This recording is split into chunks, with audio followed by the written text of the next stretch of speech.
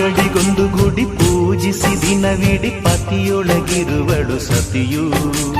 ಸತಿಯು ಅವಳೇ ಮತಿಯು ಅವಳೇ ಬಾಳಿನ ಹಾಡಿಗೆ ಶ್ರುತಿಯು. ಪತಿಯ ಏಳಿಗೆ ಸತಿಯ ಕೈಲಿದೆ. ಪತಿಹಿತವೇ ಸುಖ ಮಾಂಗಲ್ಯವೇ ಮುಖ ಎನ್ನುವ ಸತಿಯೇ ಉಸಿರಿರು ತನಕ. ಸುಮತಿ ಸುಮತಿ ಶ್ರೀಮತಿ ಆರು ಗುಣಗಳೇ ನಿನಗಾರತಿ.